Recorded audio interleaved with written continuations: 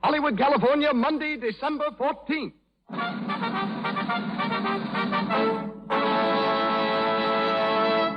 The Lux Radio Theater presents Jean Harlow and Robert Taylor in Madame Saint-Jean with Claude Rains and C. Henry Gordon.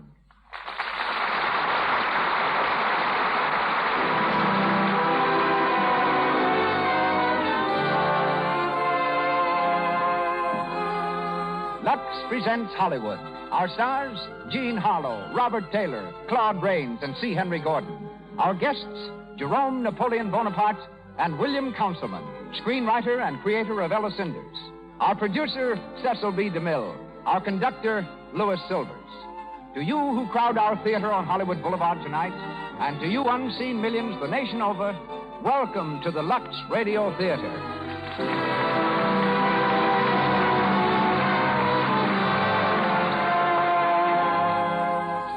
Now for a do and a don't. Use all the cosmetic and rouge you wish, but don't run the risk of getting cosmetic skin with its tiny blemishes, enlarging pores, and dull complexion. Protect your skin the way 9 out of 10 screen stars do with Lux Toilet Soap, whose active lather cleanses the pores thoroughly and leaves your skin healthily clean, smooth, and lovely. I now turn you over to the producer of the Lux Radio Theater. Ladies and gentlemen, Mr. Cecil B. DeMille.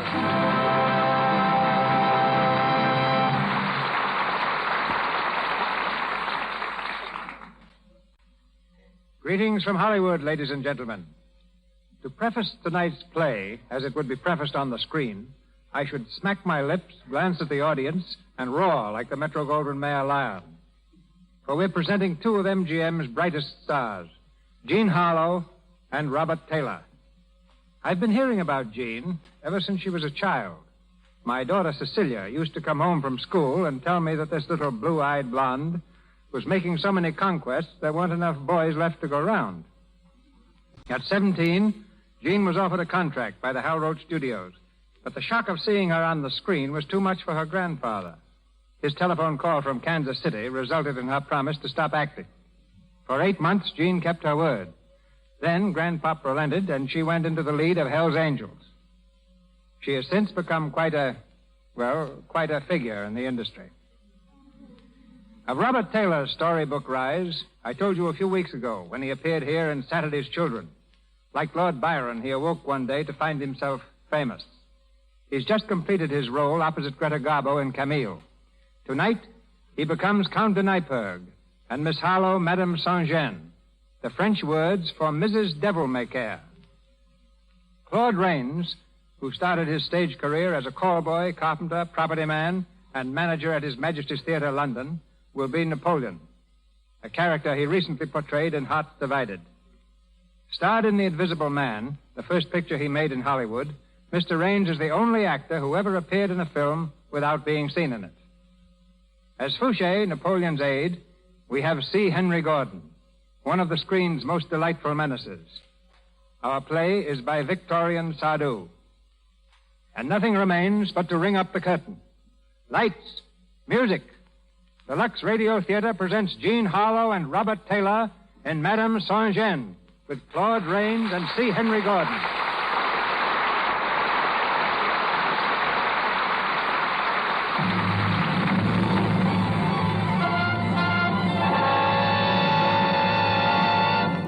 August 10th, 1792. France is rocked by revolution.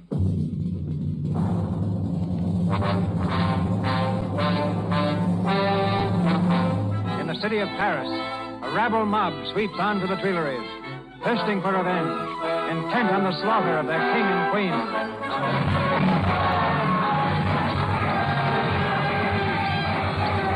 Ragged, bearded patriots, eyes hot with the lust of battle, swarm madly in the Rue Saint-Nicaise, their pikes raised high in the air, their voices lifted in a hoarse hymn of hate.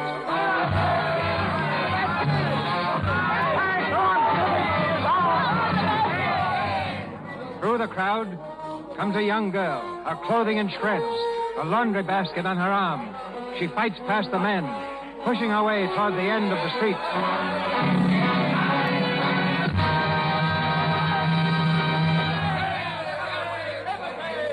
Let me through. Get out of my way. you going? None of your business. Come back here. Let me alone. You want to be pushed full of holes? I'm going to the Rue de Shot, and you're not going to stop me. There's fighting down there. You'll get your skull cracked. Well, it's my skull. What have you got in that basket? Food? No, it's not food. It's laundry. There's a nobleman who lives there, and I hear he's going to skip. Well, he owes me for 3 weeks' wash counting this one, and he's not going to skip without paying. A revolution going on, and all she thinks about is a laundry business. Oh, shut your mouth. I know her. Her name is Madame Saint-Jean. Madame Devil-May-Care, huh? Well, Madame Devil-May-Care, you're a brave little girl. And patriotic, too. Come here and give me a kiss. Take your dirty hands off me. What? No kiss for an honest patriot? You may be a patriot, but you smell of garlic. Sergeant Lefebvre is my man, and if I tell him what you've done, he'll bash your nose. You tell Sergeant Lefebvre we wouldn't let you cross the Rue de Shot. And if he values your pretty neck, he'll give us a reward. Go on now. Back to your laundry. Let me go. Go on, Stop back. it. I'll tell Lefebvre. He'll fix it. Stop it.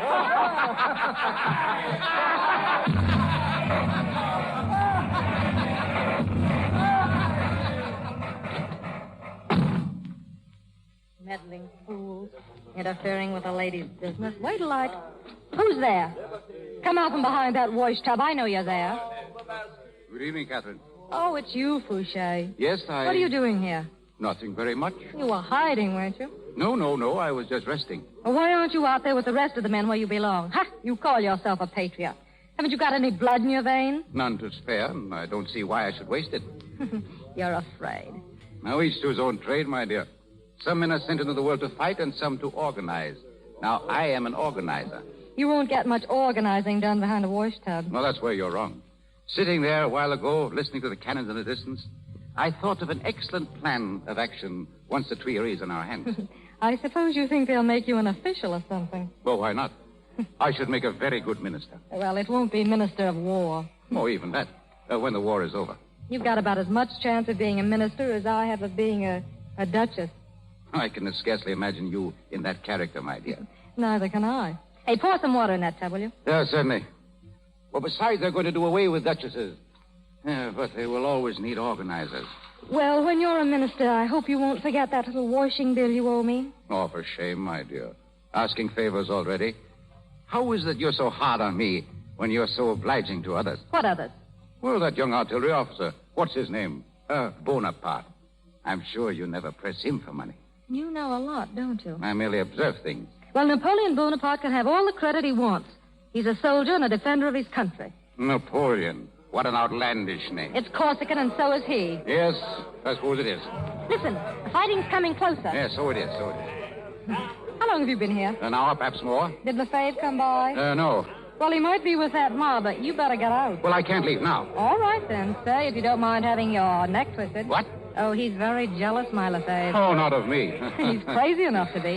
Of course, if you want to stay, it's up to you. Well, I believe I'd have time to get to my rooms. Good night, Catherine.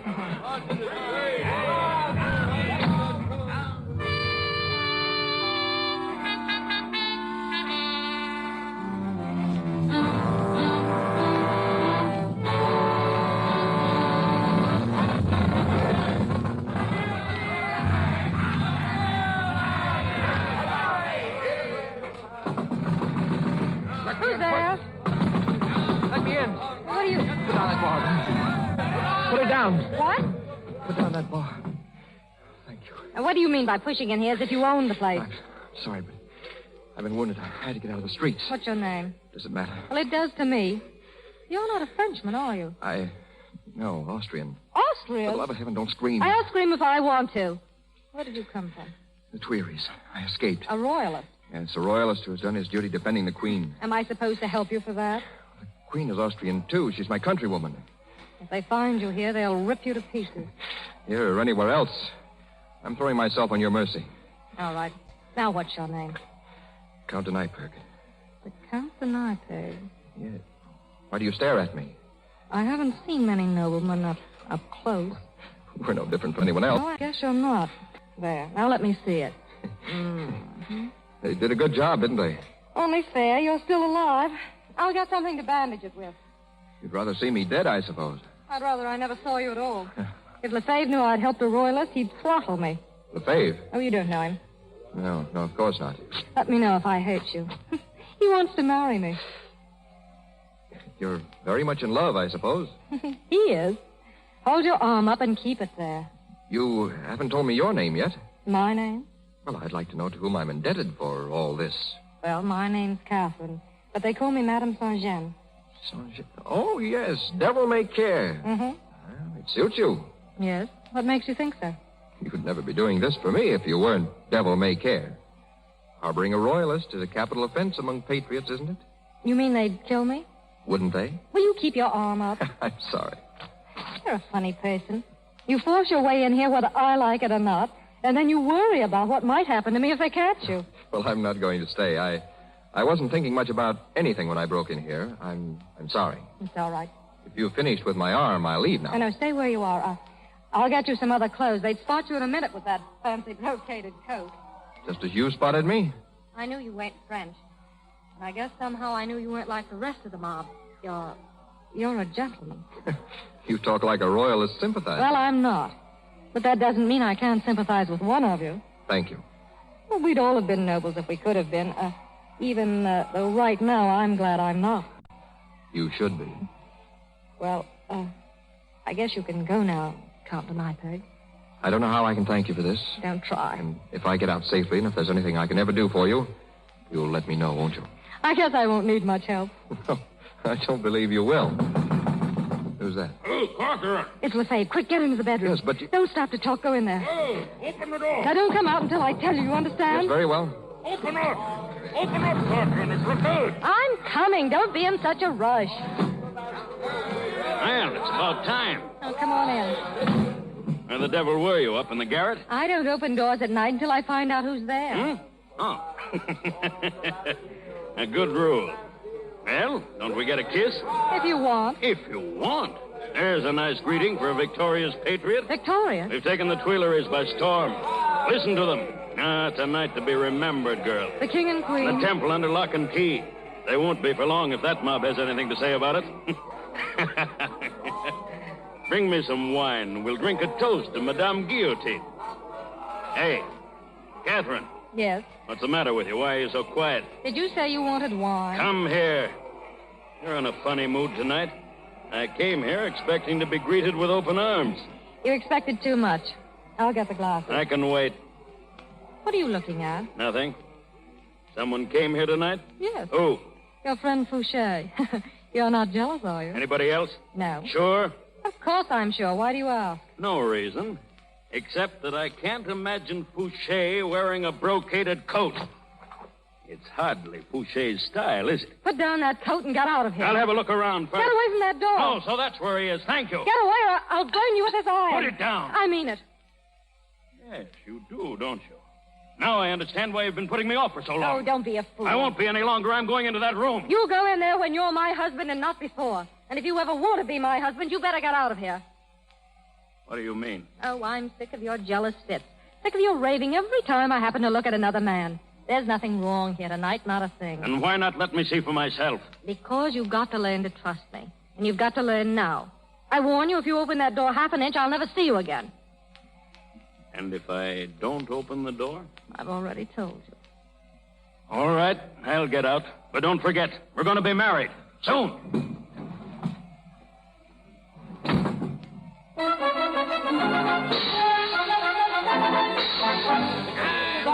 Everyone quick! Look at the revolution. The king is on the top. Yes, well, that was next. We're about to have a fire. There's the French Republic. War! It's war in Italy. With Bonaparte, our troops, our troops. Bonaparte! Bonaparte! Where is he? Napoleon Bonaparte. He's at it again. First in Italy, then in Egypt, now the Austrians in Marengo. I tell you, Bonaparte can't lose. He'll be emperor next.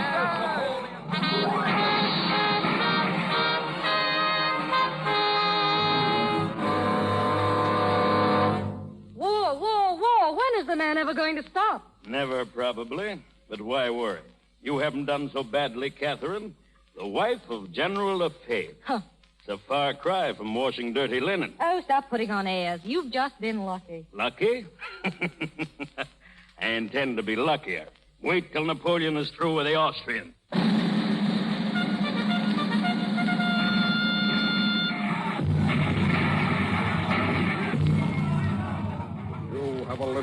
it, Sergeant. And the dead, monsieur. Austerlitz will be a costly victory. Any officers killed? 12, monsieur. One of them, a general. Who is it? General Lefebvre, monsieur. He died at the hospital tent an hour ago.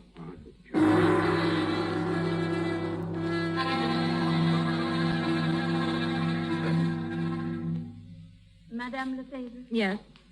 A gentleman to see you, madame. Tell him to come in. Will you come in, please, monsieur? Thank you. Good afternoon, Madame Lefebvre. Fouché, I'm glad to see you. Sit down. Thank you. It's been a long time since I've met you. It's been ages. I hear you've grown up in the world, Fouché. Oh, yes? His Majesty the Emperor has seen fit to bestow certain honors upon me. Don't be so pompous. What brought you here? I have a bit of news for you. I'll bet it's bad news if you're bringing it. Now, first, may I offer my sincere regrets on the passing of your husband? You're a little late, Fouché. My husband died at Austerlitz. Yes, I'm aware of that. And so was His Majesty when he made your husband the Duke of Danzig. What? Yes, the Duke of Danzig. His Majesty conferred the honor on the field of battle. So that's your news. Well, what of it? Well, don't you realize what that means? You're the Duchess of Danzig. You have a title. And what am I supposed to do with it? Oh, my dear girl, what does anyone do with a title? That's what I'm trying to find out. Well, you go to court, you attend His Majesty. He seems to have enough attendance now. Who's at the court, Fouché? I'm not up on those things. Oh, among others, they're the Duke of Rovigo, Carnouville, the Queen Caroline of Naples, the Count of Neipperg. What? Nothing. Go on. Count de Neipperg, who else? Well, does it make any difference? There are many hundreds of them. It's funny, Fouché. Remember a long time ago, I said you had about as much chance of being a minister of state as I had of being a duchess. Well, I'll be a minister yet. But I'm a duchess already. Tell me, do I meet all those people at the court? Certainly. On the same footing? Practically. You'll be the social equal of any person there. Even of a count? What count? Oh, any count. Well, I should say, yes. All right, then I'll go. It might be fun after all. Yes.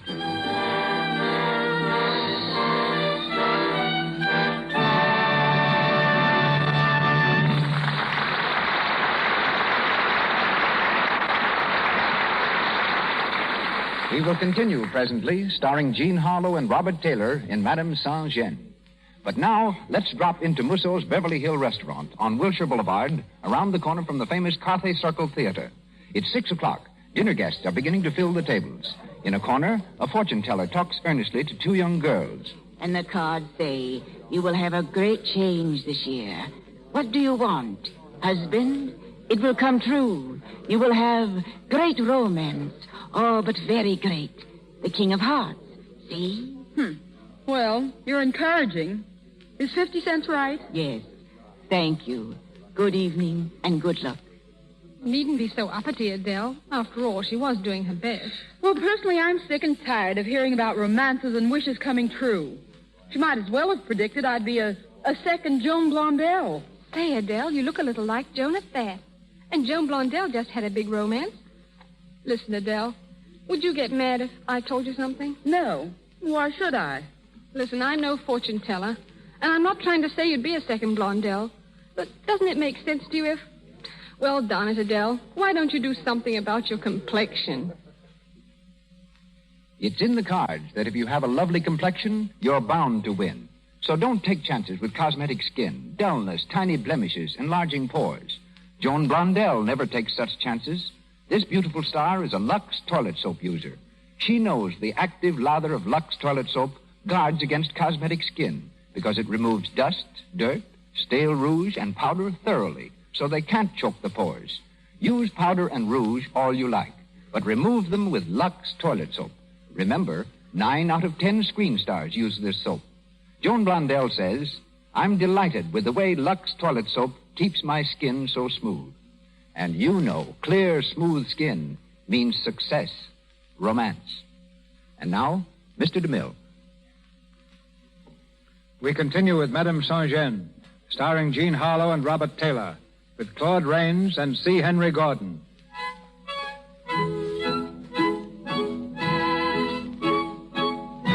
Another year has passed. For Madame Saint-Jean, now the Duchess of Danzig, life at the court has been half enjoyment, half boredom.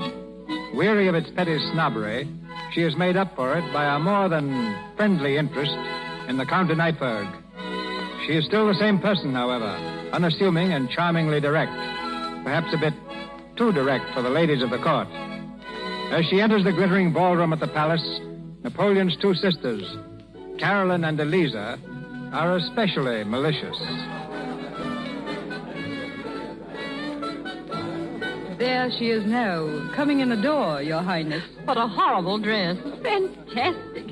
She seems, as usual, to be having a little difficulty with the train. Almost as much as she has with her speech. Have you ever heard some of the expressions she uses? Yes. The men seem to enjoy it. Look at them, flocking to her. I don't see the Count de Neipperg. Isn't he usually dancing attendance upon her? My dear, don't be absurd. Count Neipperg is amused by her, not in love with her. It's a wonder she doesn't come to you at once, Your Highness. She must know tonight's ball is in your honor. I expect little courtesy from a washerwoman. I'd like to tell her that sometime to her face. She's coming over. I'm honored. Your Highness? Oh, my dear Catherine, we're delighted to see you. I hope Your Highness will pardon me for being so awfully late. But I had a terrible job getting into this dress. It's a little tight around the stave. Oh, my dear. How quaint. Quaint? Yes. We've noticed, Duchess. You have a very original manner of expressing yourself. So, picturesque. Are you making fun of me, Madame Sabre? If you are, you can save yourself the trouble. That's the way I have always spoken, and it's the way I always will speak. Really? If you'll forgive my saying so, your expressions seem to have been borrowed from the lower classes. Not borrowed, brought. I'm from the lower classes myself. I shouldn't boast of it, my dear. I'm not. But I'm not ashamed of it either. Just what were you before you became a duchess, Catherine? I think you know that. But I don't mind telling you again. I was a washerwoman. Really? I should think you'd rather keep that quiet, my dear. Your Highness, there aren't any stupid trades. Only stupid people. You forget yourself. I had a trade, and I'm proud of that. And let me tell you, I'm in good company here. Monsieur Dupré used to sell oil. Bessier was a wig maker, Brune a printer. And your own husband, Your Highness, who is now the King of Naples, was once a servant in his father's wine shop. Be quiet. And some people here who now call him Your Majesty used to shout at him, "Hey, waiter, bring me some soup." Oh, I think you have said enough. The Emperor shall hear of this. Oh, I'm sure he will. Good evening, Your Highness.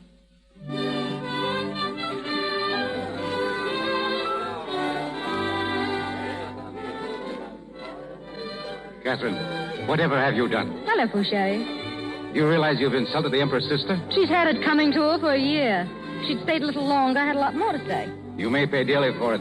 The Emperor's in a nasty mood tonight. What about? Well, heaven only knows. If heaven knows, so do you. Now, what is it? There's something about the Empress. A little jealousy, I think. Is that all? He'll get over it. You take other people's love affairs very lightly, my dear. I happen to know something about jealousy. I married Lefebvre. Yes, of course. And jealousy is very stupid. Doesn't get you anything in the end. Yes, quite right. Oh, by the way, how is the Count de Neipperg? I haven't seen him for a week. Oh, really? Oh, then it wasn't you who was driving with him in the park last Wednesday. In the park? Was he in the park? Yes, with a woman. They passed What me. did she look like? I really couldn't say. She was very heavily veiled, however. Will you order my carriage? What? My carriage. I'm going home. My dear Catherine, what has happened to your philosophy of jealousy? If you think that I'm in love with Neipperg... Well, aren't you? Oh, Fouché, you're a nosy, meddling old fool. Get out of my way.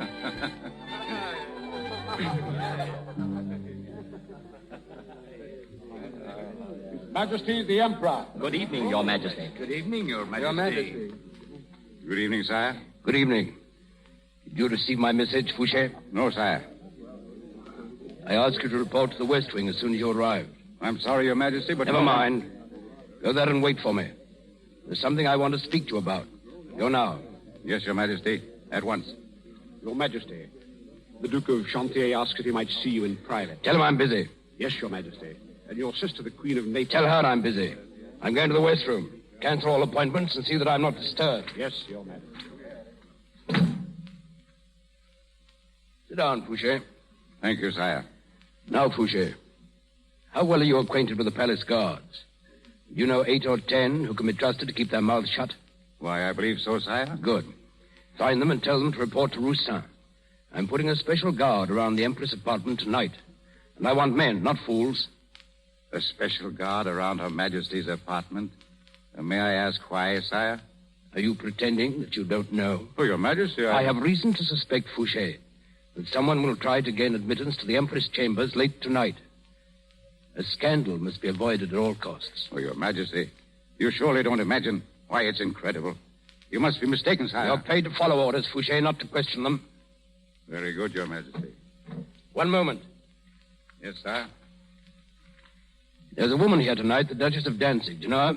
Very well, Your Majesty. My sister tells me this woman has insulted her publicly. I wish to see her at once. I'm sorry, Your Majesty, but the Duchess of Danzig has already left the palace. Are you sure? I'm quite sure, Your Majesty. She asked me to order her carriage. She must be on her way by now. Well, I'll see her in the morning.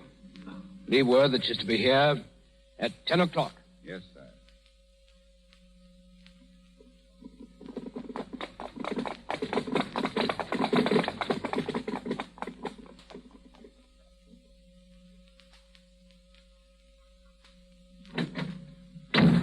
Your Grace? Well, what is it?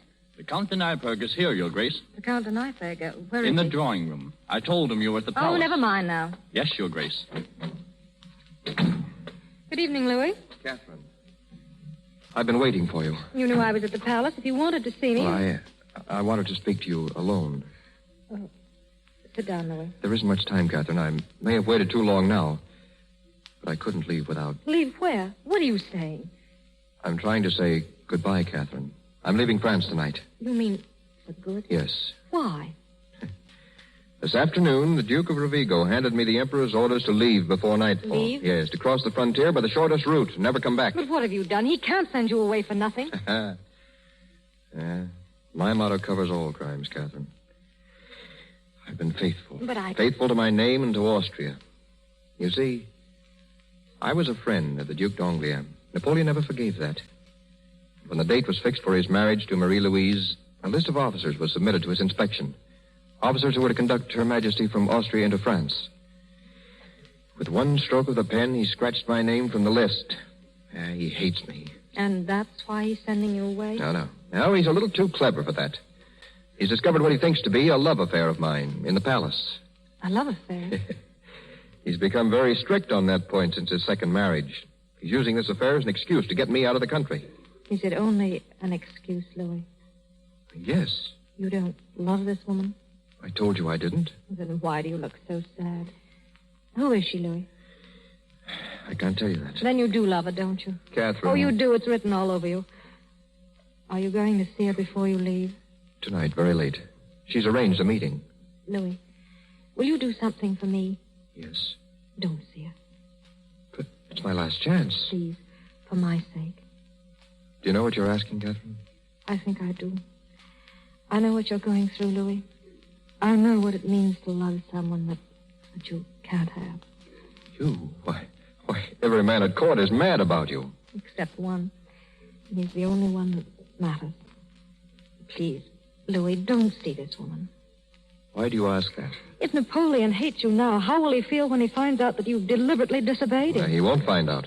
You forget, I'm leaving France for good. Oh, but there may be some hope if someone spoke up for you. To Napoleon. I know him when he's had his feathers ruffled. It's like speaking to a stone wall. But he can't send you away like this. He can't. Louis, wait here for me. Catherine, where are you going? I won't be long. Just wait, please. Francois. Your Grace. Order the carriage. I'm going back to the palace.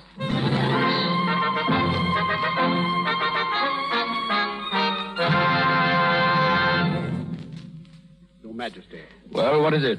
Don't you see I'm busy? I beg your pardon, sire. But the Duchess of Danzig is here. She insists upon seeing you at once, sire. At this hour? Well, who did you say it was? The Duchess of Danzig, sire. Oh, yes. Send her in. Yes, sire.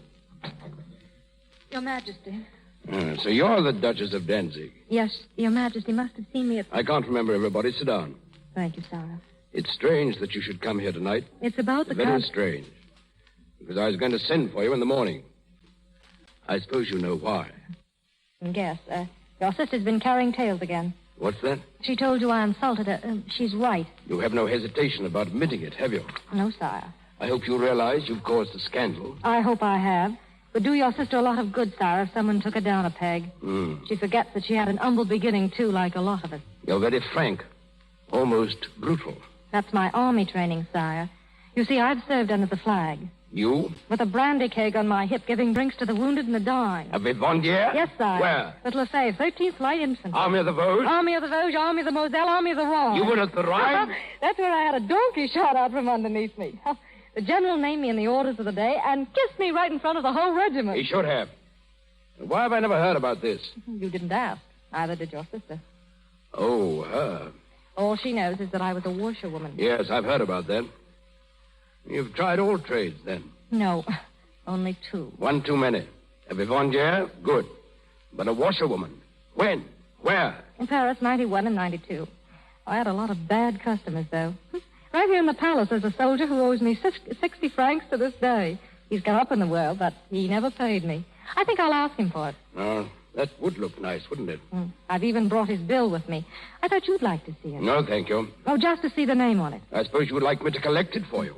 Oh, and here's an old letter of his asking for credit. Listen. Out of my small pay, I am again called upon. Oh, the writing's awful. Again called upon to come to the aid of my mother and sisters who are about to take refuge in Marseille. What's that? As they are obliged to flee from Corsica. Corsica? Let me see that. Look at the signature, sire. Napoleon Bonaparte. Yes, that's my bad customer. Now, let me see. Your shop. The Rue Saint-Anne? Corner of the Rue des Orties. I remember, but your name, I can't recall that. Catherine. No, the other, the nickname. Oh, Madame. Madame Saint-Jean. That's it. Well, so you were Madame Saint-Jean. Oh? Well, I was in bad straits then. I'd almost decided to become a furniture dealer. There's a lot more money in what you're doing now. Huh? Oh, yeah. Well, let's see about this bill. 40 francs for mending a loan. That's rather high. It isn't high at all. You never had a whole shirt to your back. Well, we won't bargain about it. We'll say Napoleon Bonaparte owes you... 60 francs. And the interest adds up, makes it 70. Well, I'm afraid fate's against me. I haven't a sou in my pocket now. Well, I've waited this long. I'll give you another day to settle that. Yeah, we'll be waking up the whole palace. But, just a moment. You didn't come here to present this bill? No, sire. I only brought that with me to remind you that I once did you a favor. Yes? Because now I'm going to ask a favor of you. Go on. There's a man here at the court. A man you're going to punish just because you happen to dislike him. You come to plead for him? Yes, sire. I'm not in the habit of punishing a man for personal reasons. Oh, then let him stay. Don't send him back. One moment. What man is this? The Count Louis de Neipperg.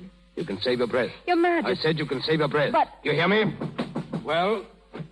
Your Majesty. What is it, Roustan? Downstairs. The door to the private staircase has just been opened. You see who it was? Oh, yes, sire, Well, come on, speak up, man. It was the Count de Neipperg. Louis, what... Quiet. Please.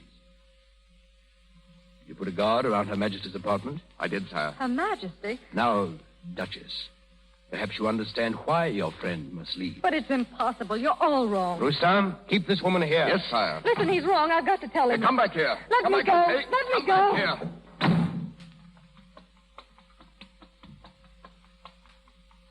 Your Majesty. Stand back. Go on. Here he is, sire. We've got him. Louis. Well, sir, I was prepared for this. So I see. Perhaps you'll tell us what you were doing at the door to the Empress' apartment. I didn't wish to leave without bidding Her Majesty farewell. Really? At this hour? Your Majesty didn't give me the choice of the hour at which I should receive the orders of my sovereign. And what orders have you to receive from the Empress? Those which she alone has the right to dictate to me. I am neither the subject nor the valet of Your Majesty. I'm a general in the service of my country. And in that character, I owe all of my devotion to the Archduchess of Austria, the Empress Marie-Louise. And in that character, it will be my pleasure to see you stand before a firing squad. Take him away. Wait, Your Majesty, you can't do this. It's murder. Take him away.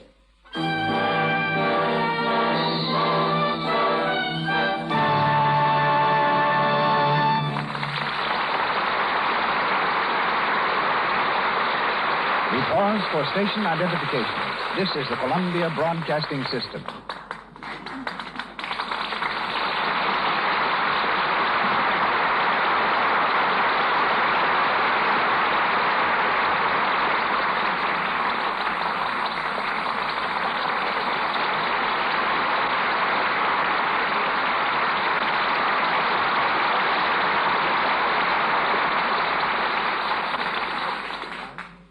Jean Harlow as Madame Saint-Jean and Robert Taylor as the Count de Neipperg resume the events of our play in a few moments.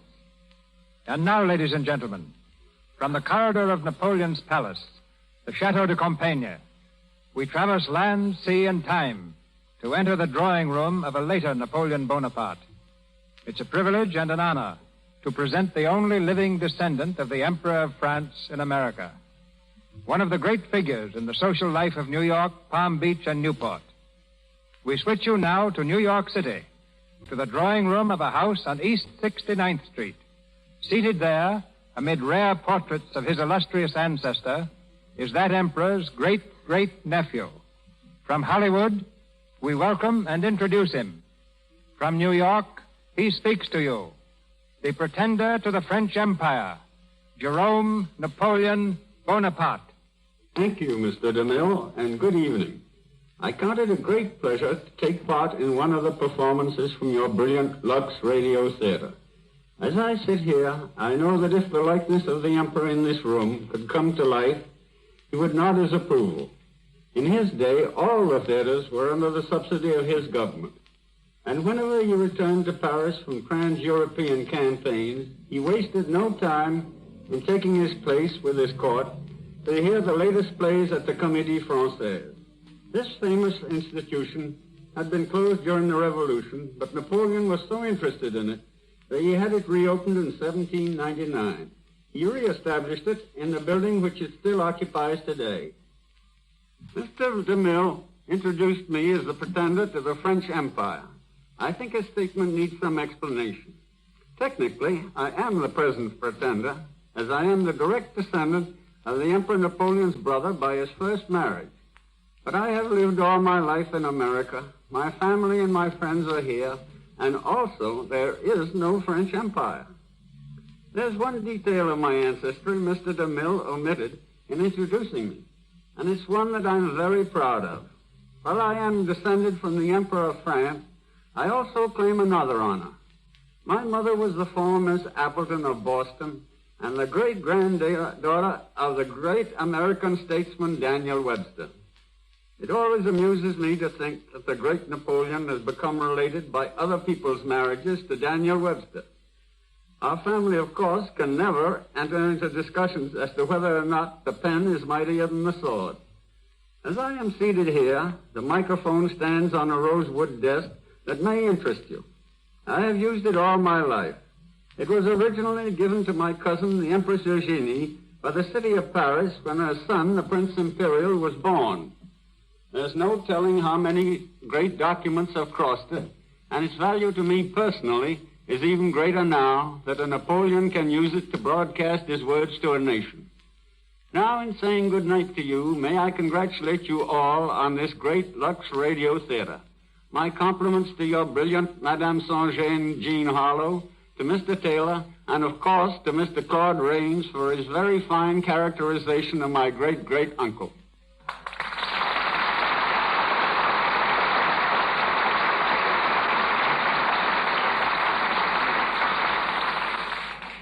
Thank you, Mr. Bonaparte. We're back in Hollywood now, where Jean Harlow and Robert Taylor star for us in Madame Saint-Jean, with Claude Rains and C. Henry Gordon.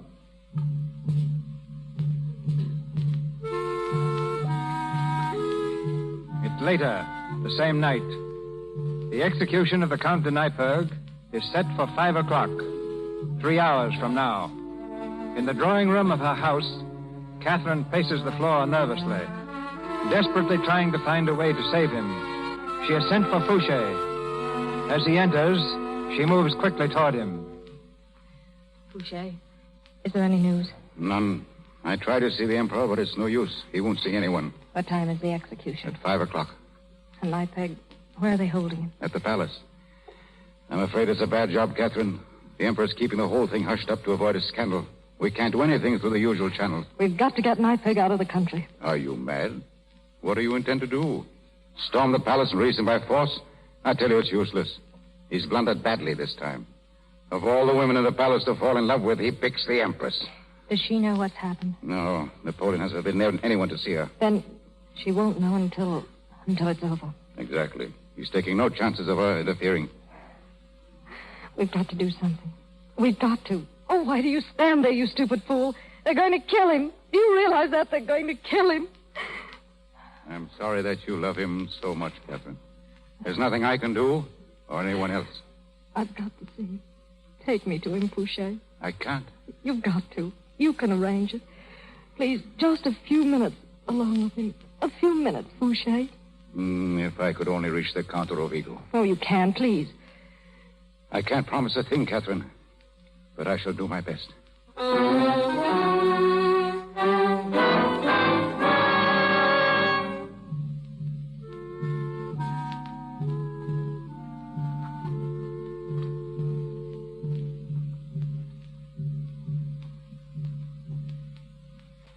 In here.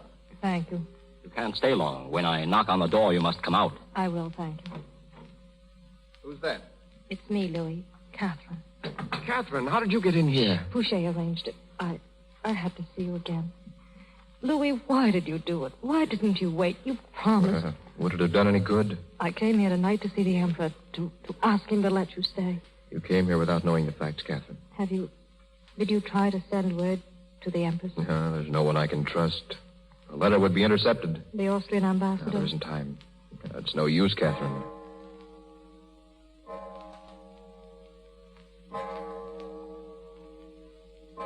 You see? Well, shall we talk about something else? What else is there? If time is so precious. Time is nothing now. There's so little of it left. This time, even you can't save me. This time? Well, you haven't forgotten that you saved me once. Oh. I've thought of that night often. I always meant to ask you, how did you get rid of Lefebvre? Doesn't matter now. I went back there once after the Revolution. Back to the shop? Mm-hmm. Why, Louis? I wanted to thank you. Oh. And they told me you had married Lefebvre. Never thought I'd see you again. Then that night, the night you were first presented at court, the Duchess of Danzig. You saw through me quick enough. Well, I recognized you, if that's what you mean. But you knew that I wasn't really a duchess. But you were. You are, Catherine. No. I'm all dressed up now, and the servants call me Your Grace. Way down underneath, I'm the same as I always was. I can't be like the rest of them. I've tried, but I can't. You're 1,000 times better. Louis, maybe if I'd been born a lady, a real lady... What, Catherine? Nothing. Why do we sit here and talk when... Catherine, are you crying? I guess I am. I never cried before that I can remember. Oh, now look up here. You mustn't do that. I'm sorry. That's a fine thing for a vivandière. Louis, you're not afraid? Afraid to die? No, why should I be? You love her that much? As any soldier loves his queen. What are you saying? I'm devoted to her. I asked you if you loved her. As a man? No. But Marie Louise and I grew up together in Austria. We've been friends, good friends, since childhood. She came here as Napoleon's wife. We tried to continue that friendship, that's all. But tonight you were going to... At her request. She asked to see me. Oh, why didn't you tell that to the Emperor? Let him laugh in my face. But he thinks that... He thinks whatever he chooses to think. Then you don't love her. You don't love her. It's the God. He'll have to go now. Louis. Your Grace. Oh, one moment, please. I'm sorry, Your Grace. Goodbye, Catherine. Goodbye, Louis. This way, Your Grace. Wait. I want you to take me to the Emperor. Your Grace, that's Take me to him. He won't see you. He won't see anyone, Your Grace. Take me to him. If you don't, I swear I'll wake the whole palace. I want to see the Emperor.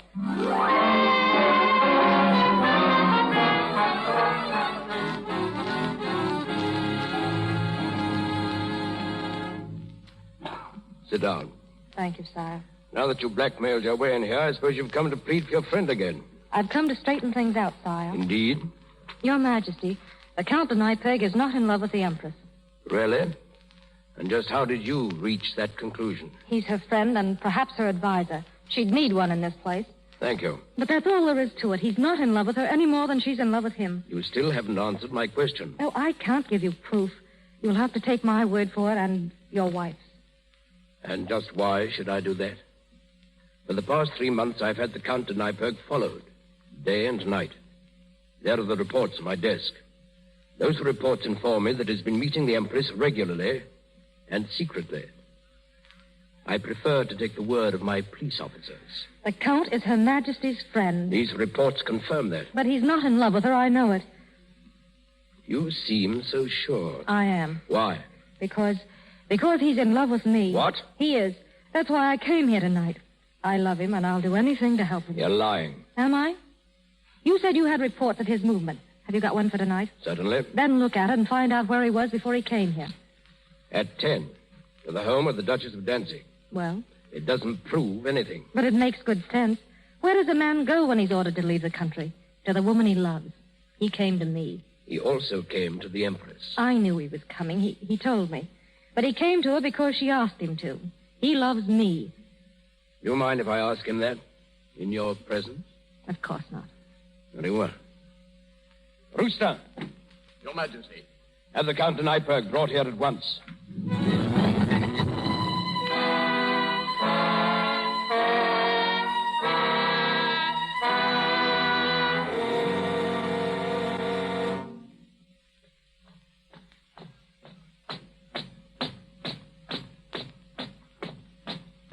Halt!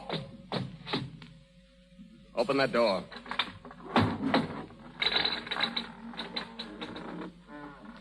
Count de Neipperg. Yes, what is it? Will you come out here, please? Aren't you a little early, Captain? The clock struck 4:30 just a moment ago. I have orders to take you. Very well. You don't mind if I finish a letter, I hope? You'll have time for that later. I'm afraid not. Will you come, please? The Emperor wants to see you. The Emperor? What for? I'm not here to answer questions. I was told to bring you to his study. Fall in, please. Certainly. Ouch!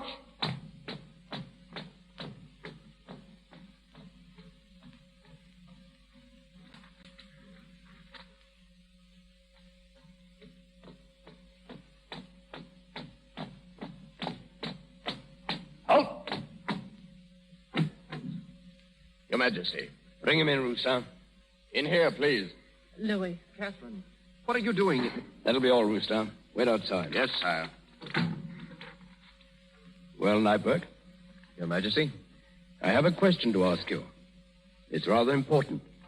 So I want you to think carefully before answering. Your Majesty, may I ask? Thank you. I'll ask it myself. Neipperg, if you'll pardon a purely personal question, are you in love? Your Majesty? Are you? I have been for a long time. I hardly knew it myself, but I'm sure of it now. Good. Now, this is the important point. Would you mind telling me with whom? Must I answer that? I insist. Very well. Since I'm to die in an hour, it can't do much harm. Who is she? Well? Your Majesty doesn't know her. Louis. I don't know her, eh? No, Your Majesty. Her name is Madame Saint-Jean. Oh, Saint-Jean? Lord. Here, catch her quick. Catherine, what's wrong? She's fainted.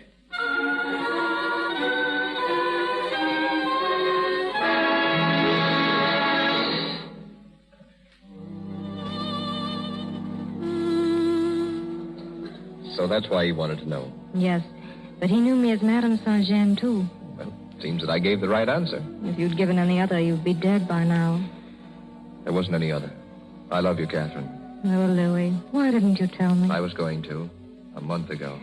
I wish you had. Louis, take me home. I think my knees are giving out. Well, it's late. You must be tired. Tired? I feel as if I had done a hard day's wash.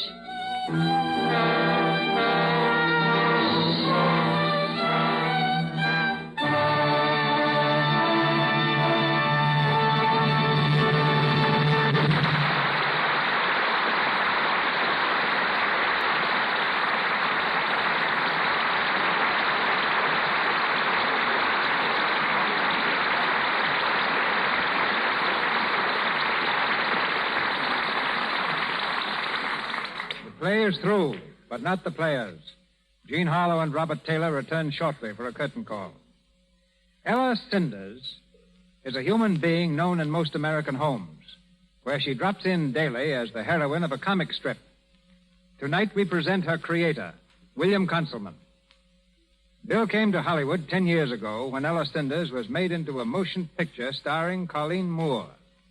He has remained to become one of 20th Century Fox Studios' most sterling and reliable scenario writers. Many of Will Rogers' pictures came from his typewriter. Likewise, many of the Shirley Temple films. His latest hit, written in collaboration, is Pigskin Parade. And he is now writing the story for Irving Berlin's new musical, On the Avenue. Ladies and gentlemen, Mr. William Conselman. Thank you, Mr. DeMille. What'll I do first, talk about movies or comic strips? Well, you can choose your weapons, Bill. But remember, you're supposed to be a humorist. All right, then suppose I tell the latest story making the Hollywood rounds. It's about a well-known director, present company accepted, who was pestered to death every single day with people trying to see him. Nothing he could say or do would keep them away. Well, last week he was taken suddenly ill. He rushed home and told his wife to get a doctor quickly. 3 hours later, she managed to reach one, and as the physician drove up to the house, the director's wife rushed into his room. "Henry," she said, "Dr. Brown is here to see you." "Impossible," he said weakly. "Tell him to drop around next week. Can't you see? I'm much too sick to see anybody." Well, not bad, Bill. Not bad for a starter. But now I have to confess, that story I just told is pure myth. It's the exact story, worded a little differently, that was pulled in France about 400 years ago. I cited it to prove the point I'm about to make. Namely, there's no such thing as a new joke. Take any funny story, and if you're curious and patient enough, you can find its duplicate, told in different languages, all the way back to ancient Greece and Rome. That's why trying to be funny is such a sad job. All we can do is grind away and trust we'll be lucky enough to find a new twist to someone else's gag. That goes for pictures and comic strips, too. Well, I've noticed a definite change in comic strips, Bill. They seem to be dropping humor in favor of melodrama. Even Ella Cinders has lost those freckles she used to have. That's because the people didn't like Ella with freckles. Women take a tremendous interest in comic strip characters. Originally, Ella was a skinny little girl with freckles and scraggly hair. Readers protested so much, we dropped the freckles.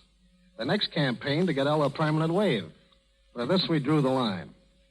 If we're ever interested in making Ella as beautiful as the Hollywood picture stars, why, we'll follow their example and acquaint Ella with your splendid product, Lux Toilet Soap. Once Charlie Plum, my associate, and I were debating whether or not to have her marry. This question drew 40,000 letters from our readers on the blisses and pitfalls of the wedded state. Ella, by the way, is still single. Today, about 200 different comic strips are read in the United States. Over a period of time, they wield a mighty influence. Popeye, for example, has probably sold more spinach than all the advice the physicians can give. The first comic strip ever published was printed in Germany about 50 years ago, while the granddaddy of the American funny paper was the still-remembered Yellow Kid. Ella Cinders is perhaps a little different from most others, in that it has a closely knit continuity, and we try to tell a complete story every day. Between the movies and Ella, I seldom waste a single gag. If I can't work it into a scenario, you can depend you'll see it in the funny papers. But whether it's a motion picture, a comic strip, or a radio program, we're all working for the same common end, to please as many people of as many different types as possible. It's been very nice being here, Mr. DeMille, and meeting you and Robert Taylor again. I can't help but feel a little proud of Bob's success. When I was writing the script of Handy Andy for Will Rogers, we decided to look outside our own studio for the masculine love interest. We borrowed Bob from MGM, and Handy Andy was the first picture he ever played in. Thank you, and good night. Good night, Bill. Good night.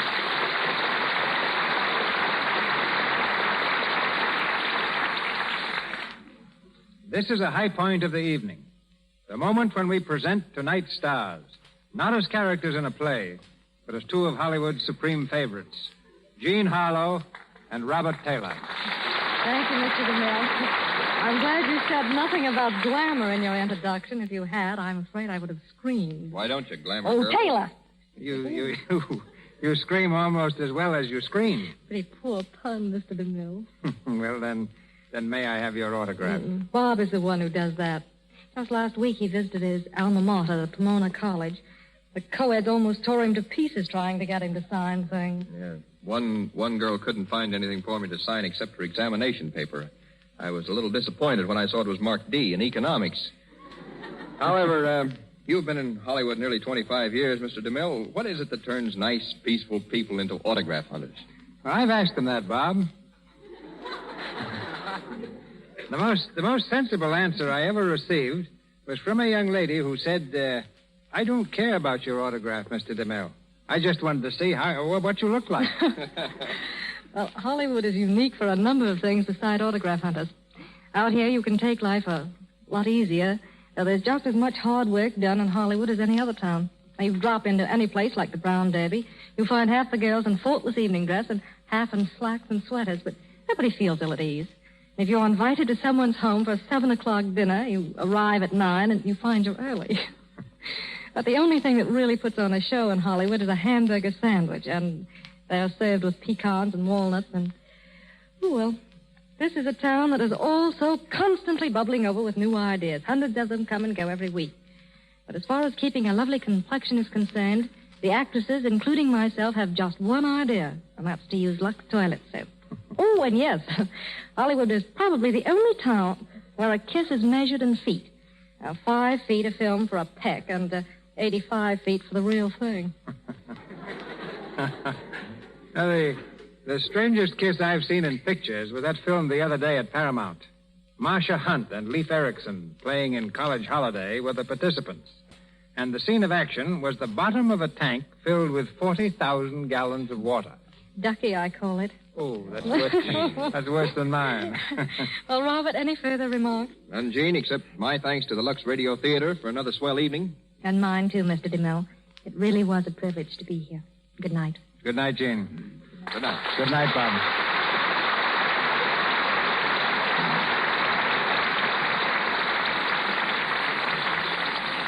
Thank you, Miss Harlow, and thank you, Robert Taylor. Ladies and gentlemen, this is your announcer, Melville Ruick. Before Mr. DeMille tells us of next week's program, may I say that our stars tonight came to us through courtesy of Metro-Goldwyn-Mayer Studios. Miss Harlow will next be seen with Wallace Beery and Spencer Tracy in The Foundry. Mr. Taylor in Camille with Greta Garbo. Mr. Rains appeared through courtesy of Warner Brothers Pictures. His next picture is Stolen Holiday with Kay Francis, while C. Henry Gordon is currently seen in the charge of the Light Brigade.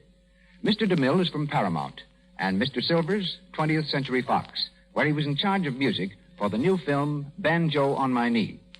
Our cast tonight included Lou Merrill as Lefebvre, William Royal as the General and Constant, Corinne Ross as Madame Savary, Sarah Selby as Elisa, Phyllis Coughlin as Carolyn, Gretchen Thomas as Marie, Frank Nelson as Rustam, Ken Chevelle as a footman, David Kerman as a guard, James Eagles as a sergeant, Ross Forrester as a patriot, Charles Emerson as citizen, and George Finney as Citizen Dupre.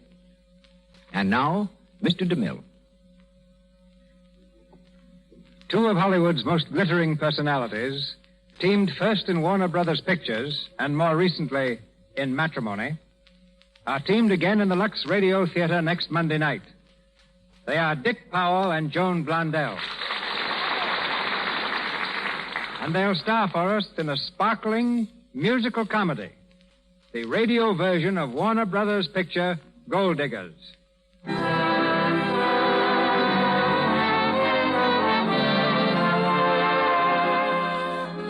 Our sponsors, the makers of Lux Toilet Soap, join me in inviting you to be with us again next Monday night when the Lux Radio Theater presents Dick Powell and Joan Blondell in the radio version of Warner Brothers' picture Gold Diggers.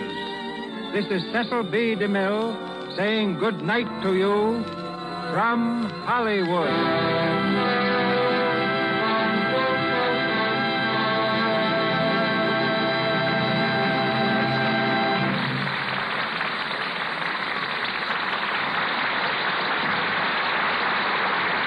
This is the Columbia Broadcasting System.